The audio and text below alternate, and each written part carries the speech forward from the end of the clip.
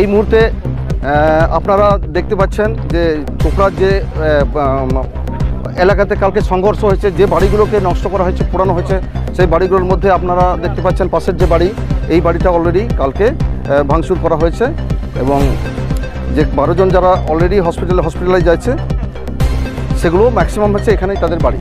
তো যাই হোক, এখানে আমরা কম বেশি যেটা শুনলাম যে চা বাগান কেন্দ্র করে 5 বছর ধরে একটা সংঘর্ষ চলছে এবং এই 5 বছরের মধ্যে এতখানা কোনো দিন এতটা কোনো দিন উত্তপ্ত হয়নি। কিন্তু এই মুহূর্তে যেটা সবচেয়ে বেশি এখানকার লোকজনের মধ্যে যেটা আমরা শুনছি সেটা হচ্ছে যে স্যাঙ্গেল অভিযান, একটা সংগঠন যাদের কাজ আমরা বিভিন্ন সময় দেখেছি যে বিভিন্ন রকম আদিবাসী সমাজের শিক্ষিত বুদ্ধিজীবী থেকে শুরু করে মাঝি টাঝি এগুলোর মধ্যে আগুন লাগানো এনাদের একটা টেন্ডেন্সি। কিন্তু এই প্রথম দেখলাম যে এনারা শুধু নয়, মানে কী বলে, কুশপুত্তুল্লাহ নয়, বাড়ি পোড়ানোতেও এরা এক্সপার্ট হয়ে গেছে। এবং পশ্চিমবঙ্গে আমরা যে সব জায়গায় যাদের নামে এই যে অভিযোগগুলো আসছে, কেউ 70 লাখ টাকা নিয়েছে, কেউ 10 লাখ টাকা, এবং এর বিনিময়ে বিভিন্ন জায়গা থেকে লোকজনকে এনে এখানে একটা দাঙ্গা তৈরি করা হয়েছে এবং এই পরিস্থিতিতে ম্যাক্সিমাম ঘরগুলোকে ভাঙা হয়েছে। আমরা কম বেশি যেরকমভাবে দেখতে পাচ্ছি যে পুলিশ প্রশাসনের সহযোগিতা বারে এখানে এনারা দাবি করছেন। আইসি সাহেব আমাদের সাথেই আছেন। উনি কালকে যে মেয়ে ফেসবুক করছিলেন ওনার মোবাইলটা কেড়ে নিয়েছেন। উনি আইসি সাহেবের সাথেই বললেন, আপনারা শুনলেন, কেড়ে নিয়েছেন এবং সমস্ত ছবি ডিলিট করেছেন।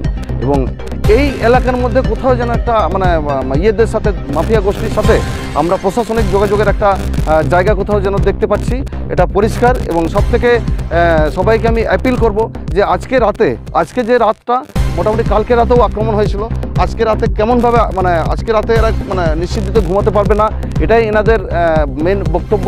এবং জনগণের কাছে আমরা অ্যাপিল করছি, এরকম একটা মোটামুটি 65টার উপর বাড়ি আছে, সেখানে 12 জন গুলিবিদ্ধ, 12 জন অলরেডি হসপিটালাইজ হয়ে আছে।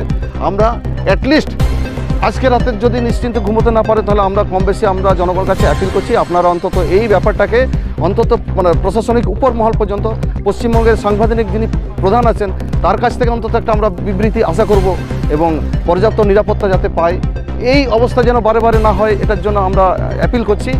এই মুহূর্তে আমরা যে বাড়িটার মধ্যে দাঁড়িয়েছি, কালকে সকাল 8টা থেকে বিকেল 3টে পর্যন্ত এই বাড়িগুলোতে ব্যাপক হারে আগুন লাগানো হয় এবং যে আগুনটা যারা লাগায়, যে সমস্ত দুষ্কৃতী আগুন লাগায়, এই সমস্ত ঘটনা যেটা ঘটেছে সেটা হচ্ছে যে পুলিশ প্রশাসনের চোখের সামনেই ঘটেছে, এটা মোটামুটি এনাদের দাবি।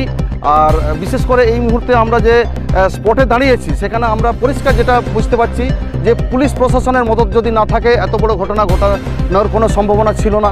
ইভেন এই মুহূর্তে আইসি চোপড়া আমাদের সাথে আছেন, ওনার নামে আঙুল তুলে অভিযোগ, যে এনারা অভিযোগ করছেন যে এনাকে বারে আমরা এই জায়গায় অভিযোগ এফআইআর করতে গিয়ে ইনি এফআইআর নেননি। এবং সবথেকে আশ্চর্য, এই যে এতগুলো বাড়ি জ্বলেছে, এখনও পর্যন্ত এনাদের নামে এনারা একটা এফআইআরও এনাদের করতে দেওয়া হয়নি। অথচ যখন প্রথমে আমরা যে এখানে ঢুকতে যাই, সেখানে আইসি দাঁড়িয়েছিলেন, উনি বললেন যে আমার কাছে কোনো এফআইআর কেউ করেনি। সবচেয়ে আশ্চর্য যে এই যে বোনটি, আমরা মেয়ে এই যে বোনগুলো কাছাকাছি আছে, এনার একটা বোন আমাদের কালকে ছবি করছিল, ফেসবুক লাইভ করছিল, এবং কালকে এখানে ফেসবুক লাইভটাকে পুরোপুরিভাবে করা হয়, ফেসবুক লাইভটাকে মোটামুটি ওনার বন্ধ করা হয় এবং ওনার মোবাইলটা কেড়ে নেওয়া হয় এবং খোদ আইসি নিজে এই ছবিগুলোকে ডিলিট করেছেন, এটাই হচ্ছে এনার অভিযোগ। এবং এই মুহূর্তে যখন আমরা গ্রামে ঢুকতে যাচ্ছি, আমাদের এই প্রতিটি ঘরগুলোতে ঢোকার জন্য প্রাথমিকভাবে একটা বাধা সৃষ্টি করা হচ্ছিল, আমরা যাতে এখানে ঢুকতে না পারি। এবং এই মুহূর্তে আমরা যেটা পরিষ্কার দেখতে পাচ্ছি যে এই ঘটনা 5 বছর ধরে যেটা চলছে, এটার পেছনে পরিষ্কারভাবে প্রশাসনিক মদত আছে। প্রশাসনিক মদতে আদিবাসীদের এই রকম হেনস্থা করা হচ্ছে।